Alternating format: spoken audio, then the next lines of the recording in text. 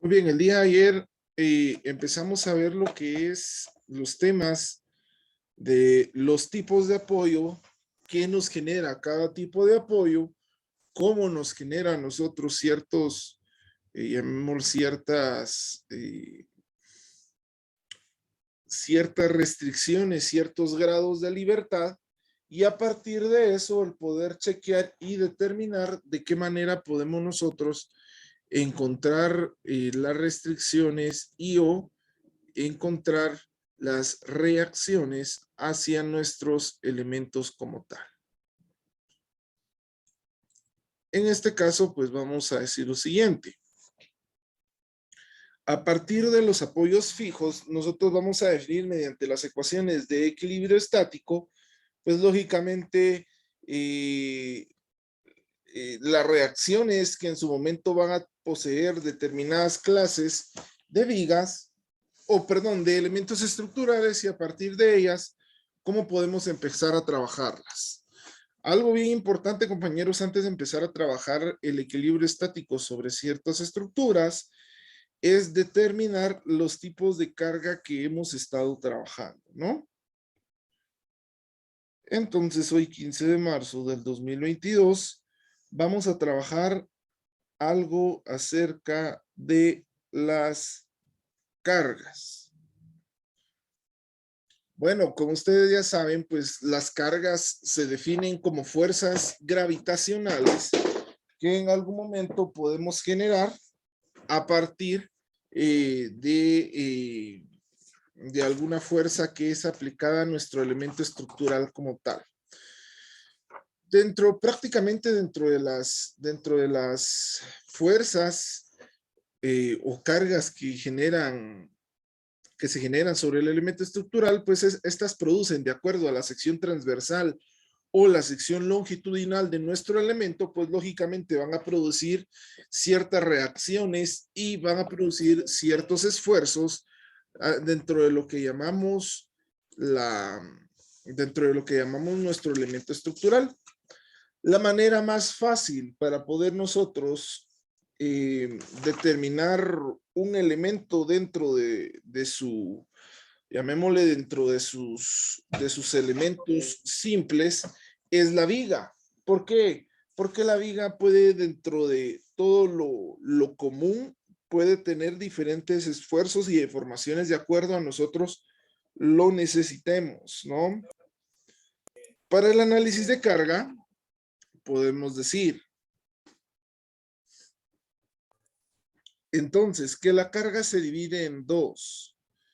Primero, tenemos la carga puntual.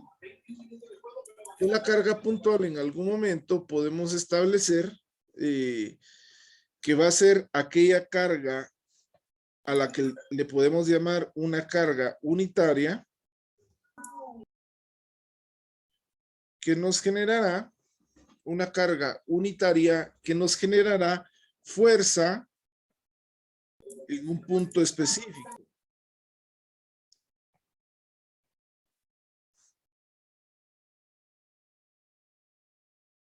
Esta carga se puede dar o la podemos tomar en cuenta como una carga que está aplicada en un punto muy en específico y determinado, y que no va a ser constante a lo largo de todo el elemento estructural, ¿no?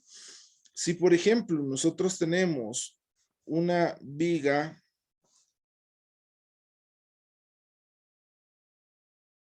que se encuentra simplemente apoyada en ambos extremos, es decir, que sus apoyos son simples, que generan solamente una restricción, pues yo puedo establecer que una carga puntual sería esto, ¿no?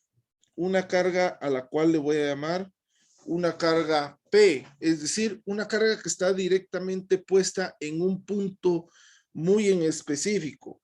Esta carga puede darse en kilogramos, puede darse, veamos, puede darse en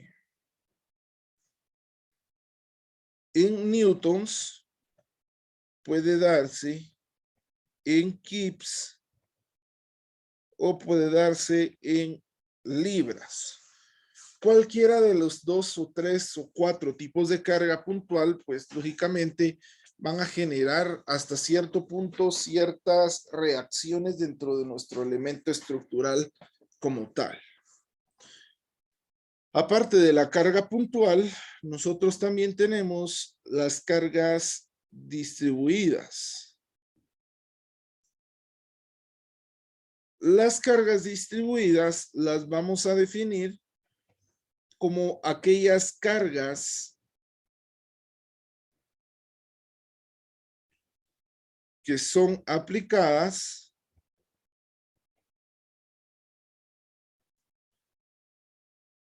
en toda la sección o en todas las secciones de la estructura.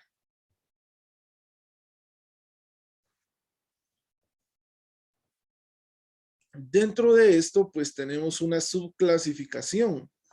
Está la clasificación, llamémosle, de las cargas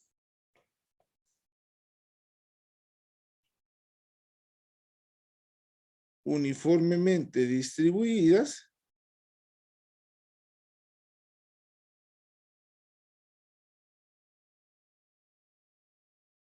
y las cargas variables. Las cargas uniformemente distribuidas las definimos como aquellas cargas que en su momento van a tener el mismo valor a lo largo del elemento estructural. Veámoslo de manera gráfica. Las cargas uniformemente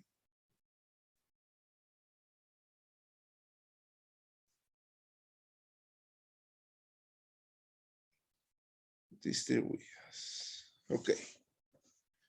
En este caso, nosotros podemos decir que para poder tener una carga uniformemente distribuida, necesitamos tener primero nuestro elemento estructural como tal, siendo el ejemplo claro nuevamente una viga, la cual va a tener un apoyo simple y un apoyo articulado. Esta viga, lógicamente, va a tener una longitud o una luz L. La carga uniformemente distribuida va a ser aquella que va a estar, como su nombre lo dice, distribuida de manera uniforme a lo largo de todo el elemento estructural. Es decir, a esta carga nosotros le vamos a llamar que es una carga W, que usualmente las cargas W, llamémoslo así, tienen una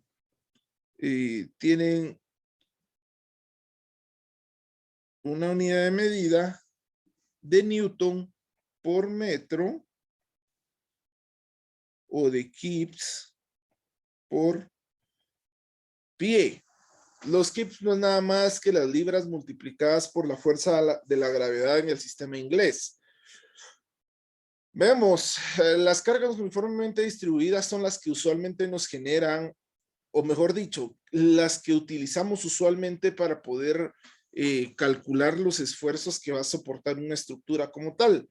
Si bien las cargas puntuales nos sirven para nosotros poder especificar ciertos elementos, las cargas uniformemente distribuidas van a ser aquellas que vamos a utilizar a lo largo de todo el diseño. Por ejemplo, cuando utilicemos el rectángulo equivalente de Whitney para poder diseñar vigas o losas, pues la premisa del diseño es que la carga última o la combinación de carga que nosotros debemos tener, pues va a ser directamente igual a una carga W, es decir, una carga uniformemente distribuida. Asimismo, pues tenemos las cargas variables distribuidas. Para las cargas variables distribuidas, pues suelen darse de diferentes tipos. Vamos a ver los dos más comunes.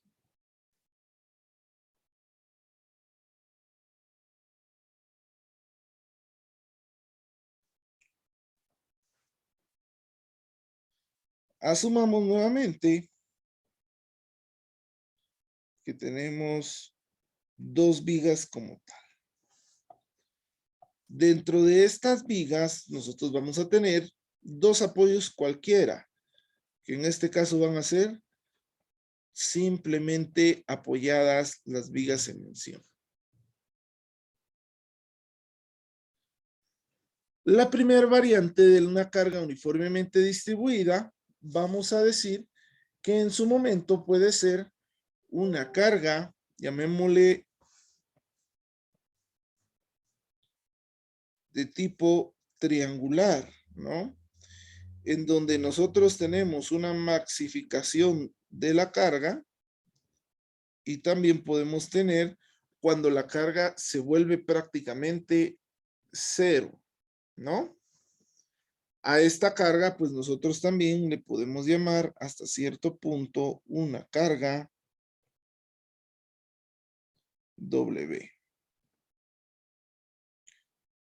A esta también nosotros le podemos llamar que sería una carga W. ¿Cuándo podemos tener una carga de este tipo? Bueno, este tipo de cargas usualmente se dan cuando tenemos, por ejemplo, un equipo que conlleva motores y estos motores pues son industriales que llevan una maxificación de la carga en un extremo, ¿no? Que es donde lleva todas las partes de operación. Y en el otro extremo pues ya llevan las partes móviles que podrían ser las partes del acabado final. Si lo vemos de una manera un poquito menos industrializada, llamémosla en un gimnasio, por ejemplo, donde va a estar maxificada la carga, supongamos en una losa, va a ser en el área de pesas. Y en el área de spinning, por ejemplo, o de aeróbicos u otro tipo de trabajo que se vaya a dar, pues lógicamente la carga va a ser menor, por lo tanto, pues digámosle así que no vamos a tener mayores problemas, ¿no? Esta es una carga variable distribuida que es de tipo triangular. Entonces, coloquémosla acá, tipo triangular. Sin embargo, también existen otro tipo de cargas que son cargas menos, llamémosle, menos comunes, pero que también suelen darse. Este es el caso de una carga tipo parábola. Este tipo de carga también es una carga que nosotros le llamamos una carga W, pero la diferencia de esta carga con la tipo triangular es que esta va a ser más uniforme, pero su área de aplicación va a ser menor que una de tipo triangular. El tipo de carga parabólica usualmente se utiliza cuando nosotros pues tenemos máquinas que generen vibraciones, por ejemplo, motores, por ejemplo, algún tipo de estructura que trabaje con agua o algo que nos genere una tina de hidromasaje, una piscina, etcétera, etcétera. Usualmente nos van a generar este tipo de cargas. ¿Por qué? Porque en algún momento, pues estas se intensifican conforme vayan llegando al punto de aplicación y se van disminuyendo de una manera gradual hacia donde vamos a llegar a un punto más lejano de la carga. Las cargas de tipo parábola usualmente son cargas que no se aplican al 100% en un diseño porque su análisis suele estar ligado a la ecuación de la parábola. Recuérdense, la ecuación de la parábola es y igual a x al cuadrado. Cuando tenemos una parábola netamente en el punto central del plano coordenado cartesiano. Sin embargo, si nosotros tenemos y igual a 3x al cuadrado menos 1, por ejemplo, ya la parábola tiene otras dimensiones en donde su valor mínimo está en menos 1 y en 3, ¿no? Entonces, al momento de conocer nosotros la ecuación, podemos conocer nosotros la carga W. Es ahí lo importante de que este tipo de cargas no suele ser muy aplicado, o el 100% de veces no se suele aplicar, ¿no? Debido a la dificultad para poder encontrar para cada caso en específico, pues una ecuación que funcione o una función que esté dentro de los parámetros de análisis a los cuales nosotros querramos enfrentar. Ahora bien, ¿qué es lo ideal trabajar? ¿Una carga uniformemente distribuida o una carga variablemente distribuida o una carga puntual? Bueno, pues eso dependerá del análisis que nosotros estemos haciendo. Por ejemplo, para el análisis de vigas rectangulares simplemente reforzadas, siempre decimos que es más fácil trabajar con cargas uniformemente distribuidas, porque así podemos diseñar el elemento estructural en general como tal y no tenemos que sobrediseñar un elemento como tal. Para las cargas variablemente distribuidas, usualmente lo que hacemos es transformarlas en una carga puntual y a partir de ahí las transformamos en una carga uniformemente distribuida. Las cargas variables de tipo triangular, nosotros usualmente las utilizamos cuando tenemos voladizos y cuando decimos que un extremo está empotrado y que generará más carga cerca del nodo que lejos del mismo, es decir, en el voladizo como tal. Este tipo de cargas, pues, suele utilizarse para el diseño de ménsulas. ¿Qué es una ménsula? Bueno, es un elemento estructural que tiene llamémosle que tiene un voladizo y que tiene también, pues, un empotramiento, ¿no? Que la sección transversal pegada al nodo, pues, es la que tendrá mayor carga, mayor deformación y, lógicamente, mayor refuerzo. Bueno, pero ¿para qué nos sirve saber este tipo de cosas? Estos tipos de carga van estrictamente ligados a los tipos de apoyo que nosotros tenemos, lo cual en su momento nos hará a encontrar las reacciones como tal. Estas reacciones nos servirán a nosotros para saber el tipo de esfuerzo que podrá generar nuestro elemento estructural. E insisto y vuelvo a repetir, la mejor forma de analizar los elementos estructurales a los cuales nosotros vamos a diseñar es analizarlos como una viga dependiendo de sus tipos de apoyo. ¿Por qué? Porque entonces acá nosotros ya dictaminamos y ya decimos bajo qué criterios queremos que nuestra viga funcione, cuánto se va a deformar, cuánto va a tener de refuerzo y sobre todo las dimensiones como tal. Para ello, pues nosotros utilizamos algo como yo les decía, el diseño estático.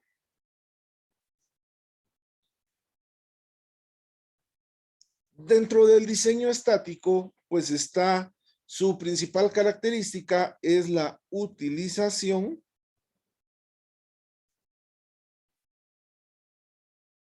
de las ecuaciones de equilibrio. Recuérdense que las ecuaciones de equilibrio provienen prácticamente de dos leyes de Newton, que se las explicaba el día de ayer.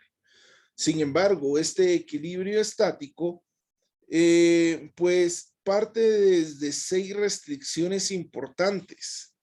Primero está la restricción de la sumatoria de fuerzas en X C igual a 0, la sumatoria de fuerzas en Y C igual a 0, la sumatoria de fuerzas en Z sea igual a 0, que la sumatoria de momentos en en X sea igual a 0 la sumatoria de momentos en Y sea igual a 0, y de la misma manera que la sumatoria de momentos en Z sea igual a 0. ¿Para qué nos sirve tener esto? Pues esto nos sirve para poder generar, los diagramas de cuerpo libre. Los diagramas de cuerpo libre nos permiten a nosotros realmente analizar las fuerzas externas que genera una estructura como tal. Es decir, los diagramas de cuerpo libre nos dicen a nosotros, si usted tiene una viga que está sometida por una carga uniformemente distribuida, nosotros lo vamos a ayudar para que usted pueda encontrar sus reacciones. Y a partir de sus reacciones, la deformación y el diseño final de su elemento estructural, que en este caso era una viga, ¿no? Los diagramas de cuerpo libre no es nada de otro mundo. Los diagramas de cuerpo libre prácticamente es el análisis de fuerzas externas. Ojo, fuerzas externas. Si nosotros estamos hablando de un diseño estático, estamos hablando que está intrínsecamente ligado a fuerzas externas, ¿no? En donde nosotros obligamos a nuestro elemento estructural a estar estáticamente determinado. ¿Para qué? Para que podamos utilizar estas ecuaciones. Dentro del diseño de estructuras, en general, sea cual sea su estructura, pues nosotros tenemos dos tipos de diseño. Los diseños, de elementos estáticamente determinados y los diseños de elementos estáticamente indeterminados. Por ejemplo, un diseño estáticamente determinado puede ser utilizando las ecuaciones de equilibrio, es decir, estas ecuaciones, apoyándonos en algo que ya sabemos, en donde solo utilizamos fuerzas externas. Entonces ahí, a partir de esto, pues nosotros podemos generar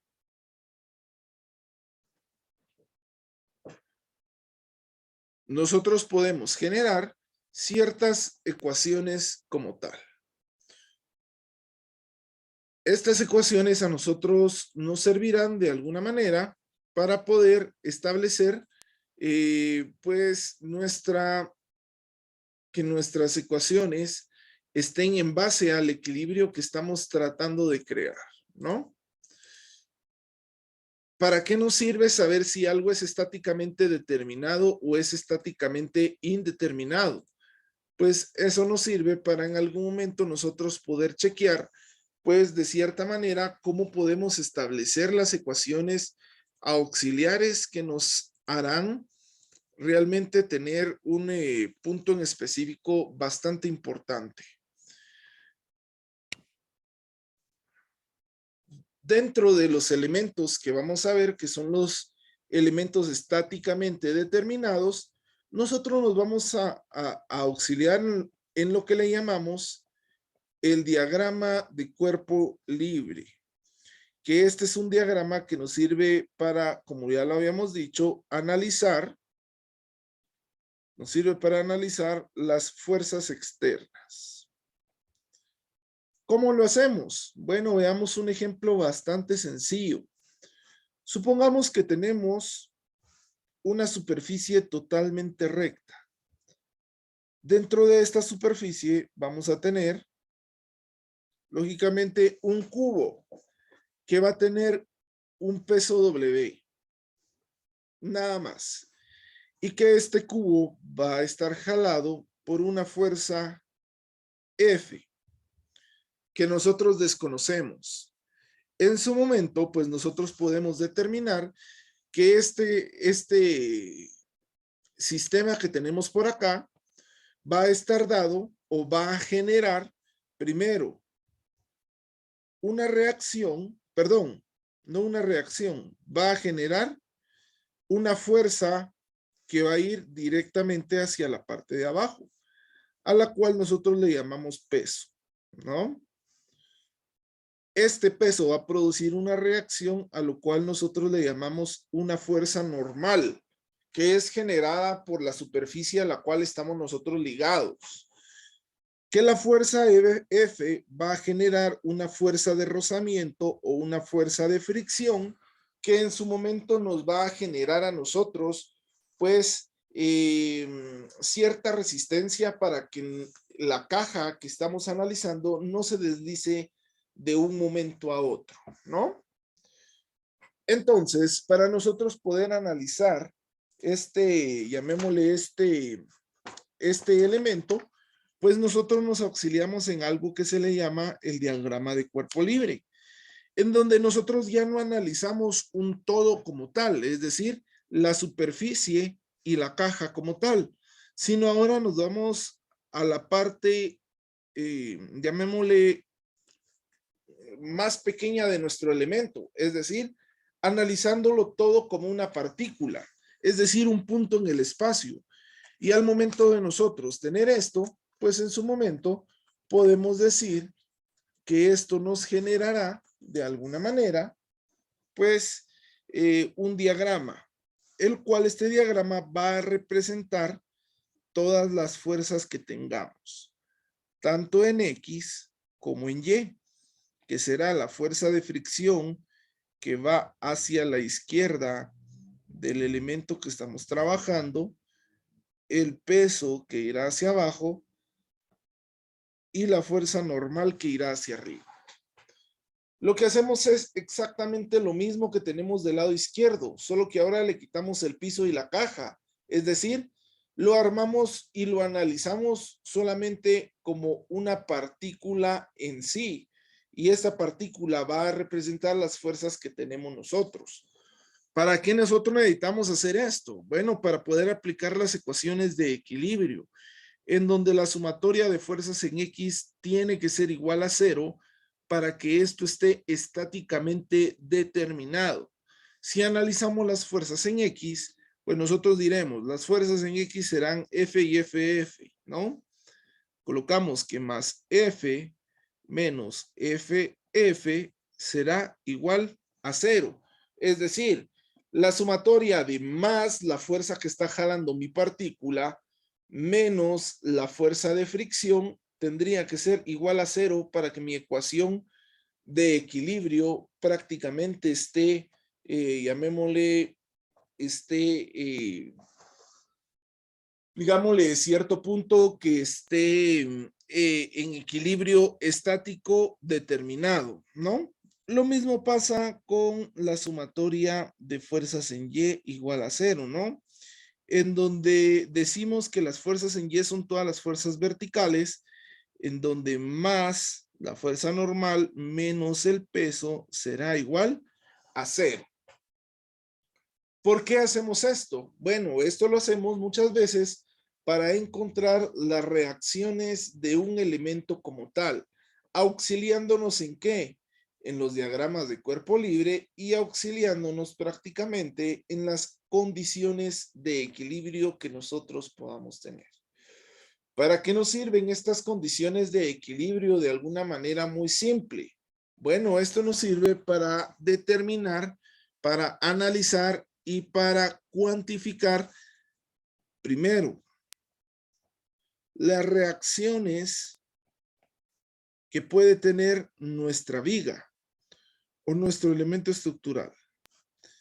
Y segundo, para determinar la cantidad de esfuerzo que soporta nuestra viga o nuestro elemento estructural, y a partir de ahí determinamos un diseño resistente que nos ayude a darle rigidez y resistencia a eh, a nuestro elemento como tal para que éste pueda comportarse de cierta manera. Analicémoslo muy fácilmente, ahora sí, con lo que nos interesa, con una viga. Supongamos que nosotros tenemos una viga de esta manera, en donde sus extremos están únicamente simplemente apoyados, ¿no? Y que prácticamente tenemos, llamémosle, que vamos a tener, de cierta manera, una carga uniformemente distribuida, a la cual le vamos a llamar una carga W sobre nuestro elemento estructural. Y anidado a eso, nosotros también vamos a tener que esta viga va a tener una carga puntual P. Esta carga puntual va a ser igual a 5 newtons. Y la carga uniformemente distribuida, que dijimos que era W, va a ser igual a 15 newton por metro. Vamos a decir que nuestra viga tendrá 3.50 metros de longitud y que desde el primer apoyo hasta la carga P vamos a tener 2 metros. El punto A va a ser el punto del primer apoyo y el punto B va a ser el punto del segundo apoyo. ¿Qué nos dice el problema que tenemos que encontrar? Encuentre las reacciones en los apoyos.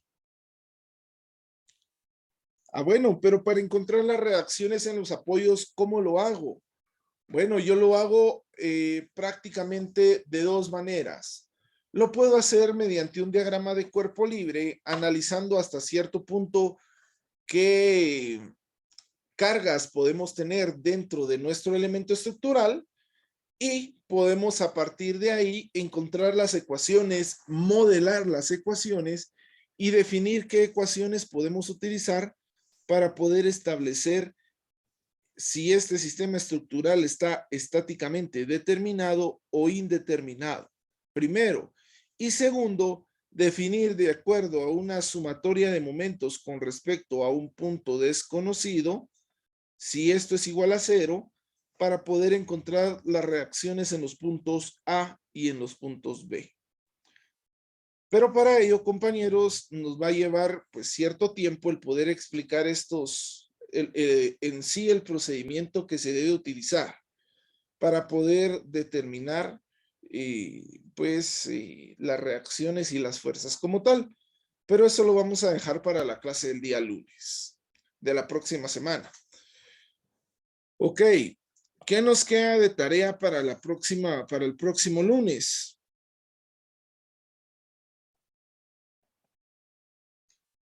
Primero, investigar qué es el momento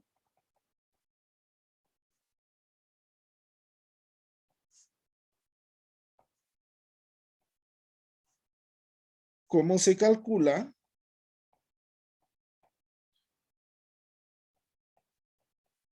y para qué sirve. A partir de ahí, compañeros, entonces esto ustedes lo van a subir a la plataforma.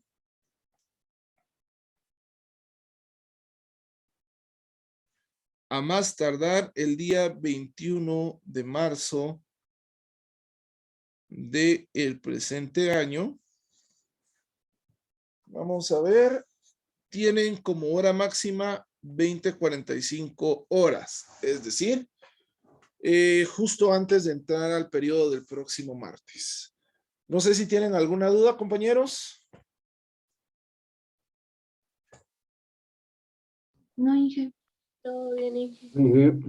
Ok, si no hay ninguna duda, entonces, compañeros, vamos a dejar hasta aquí la clase del día de hoy y nos vemos el próximo día de clases, que sería el día lunes. Entonces, si no hay más dudas, que tengan buena noche, que descansen y buena semana. Buenas noches, Inge.